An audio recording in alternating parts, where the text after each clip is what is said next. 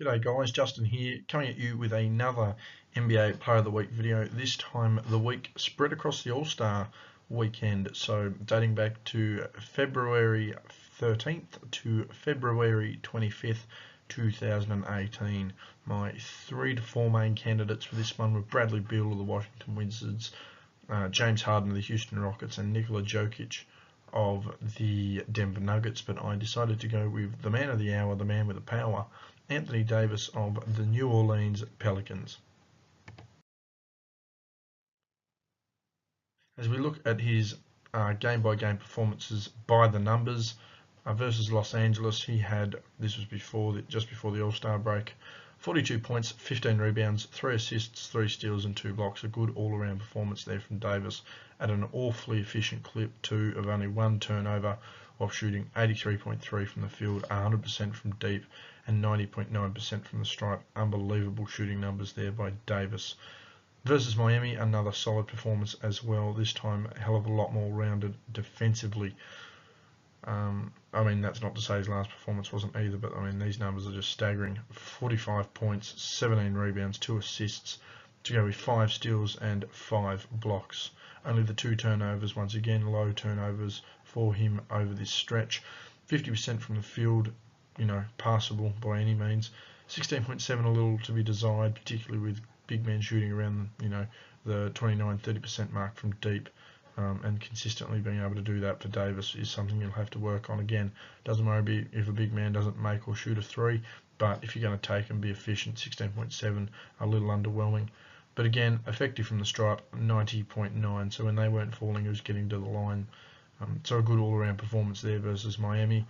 And versus Milwaukee, he had 27 points, 13 rebounds, 1 assist, 2 steals and 2 blocks, to go with 3 turnovers, his highest turnover rate for that period over the week, and probably his worst shooting performance all over. 46.2% from the field, below average for him, and I mean, you want to see your big shooting 52% anyway, so below par there. Didn't make a 3-pointer, did attempt them. Again, if you're going to attempt it, try and make it. So not a good look there. And 75% shooting from the free throw line. Again, I'm happy for most bigs to shoot 70%, so 75% is more than a pass, but back-to-back games of almost 91% shooting from the stripe certainly makes that look awfully pedestrian.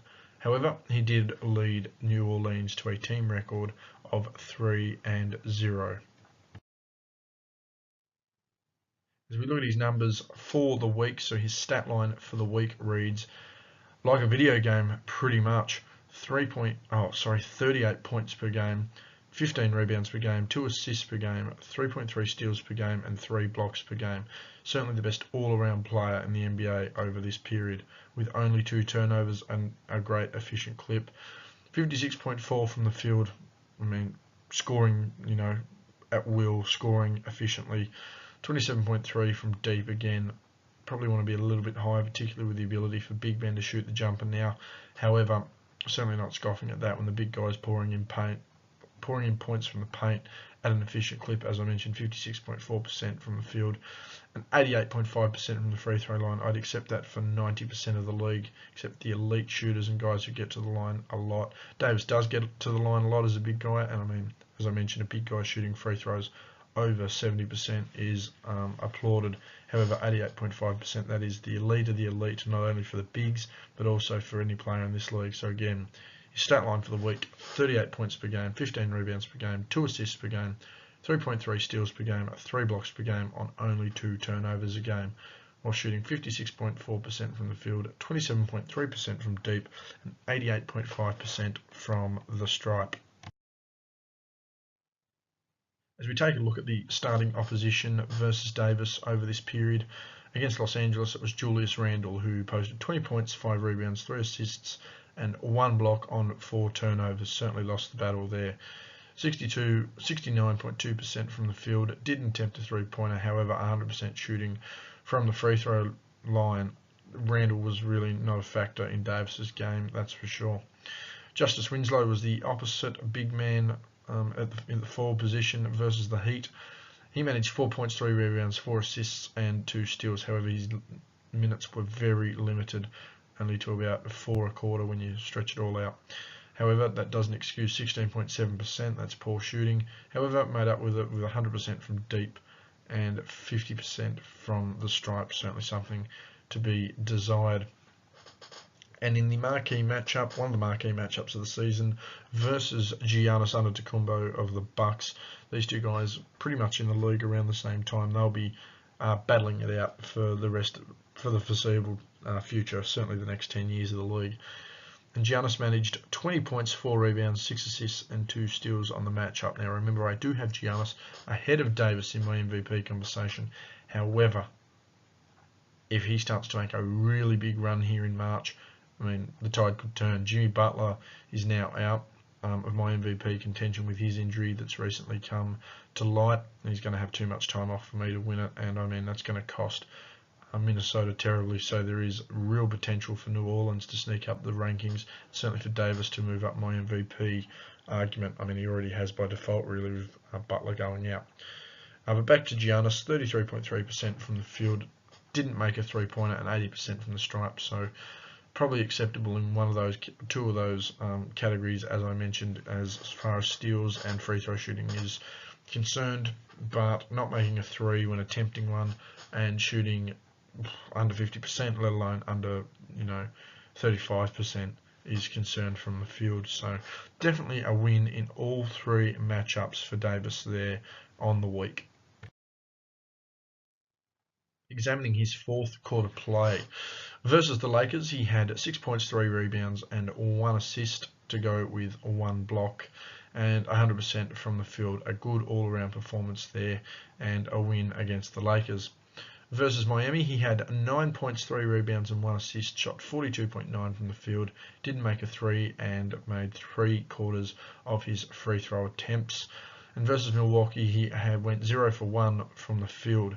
However, it must be noted these indicate the overtime period. Still, no acceptable excuse there versus Milwaukee to go 0 of 1 in the OT period, where you should be leading your team. Again, that's something that holds him back from being one of my MVPs, and that's his ability to to garner consistency and consistently deliver. So, I mean, if I'm going to hold LeBron to that standard, I have to, as one of the all-time greats, I have to hold current day players to that standard, and that's purely unacceptable there in the OT period when your team needs you the most to only go 0 of 1 from the field and not put any other forms of production whatsoever to the forefront. But nonetheless, contributions versus Los Angeles and Miami, I mean, even though he went without scoring and making a field goal attempt, they still won.